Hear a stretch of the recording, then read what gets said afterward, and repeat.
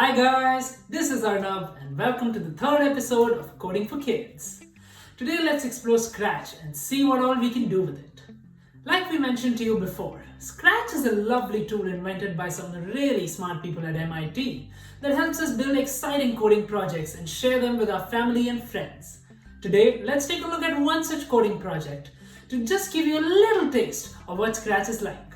Head on over to the link pointing above me and I'll see you in a bit.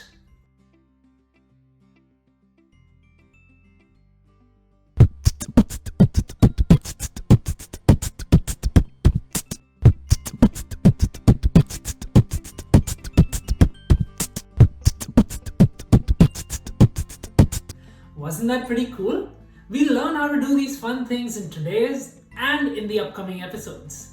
Let's start and make our own first ever mini animation. Click on File and then on New in the Scratch toolbar at the top of your screen. This helps us make a brand new project to work on.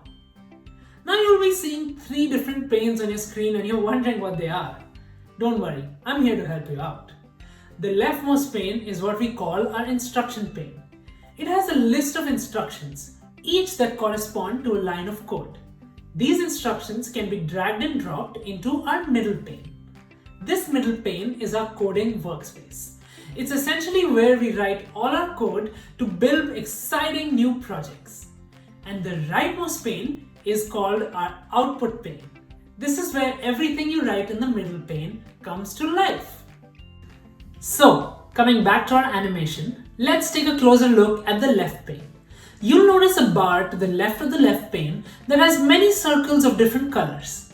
Each of these circles correspond to different categories of things that we can do with our code, such as motion, sound, looks, and so on.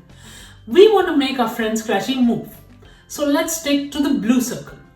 Click on the blue circle and then you'll see a list of blue blocks on the left pane. These blocks correspond to motion. Pick the first block that says move 10 steps and drag and drop it into your workspace. Now the computer knows that these instructions are meant for Scratchy. So when you click on the blue block in the coding workspace, Scratchy moves. Congratulations! You just coded your first animation. Now that we've made Scratchy move, let's see if we can make Scratchy meow. On the instructions pane to your left, find and click the pink circle, the sound options. Drag the start sound meow block to the coding workspace and attach it to the blue block, right below it. The order in which the blocks are attached matters, since the code will be executed from top to bottom. You'll notice that each block fits another block perfectly, like puzzle pieces. Now when you click on the coding blocks, you'll see that your code is executed, and Scratchy moves for 10 steps and then meows. Well, it feels sort of awkward to click on the coding blocks to execute your code, doesn't it? Well, if you look right on top, you'll find the green flag above the output pane. That's the Go button. We'd want the code to execute when you click on the Go button. Let's see how we can do that. In the instructions pane to your left, find the yellow circle or the event circle. Clicking on it gives you the list of event blocks.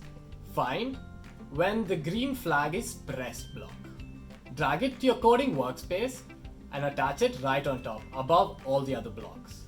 This should be the first block in the order of execution, since that's the first action that will be performed.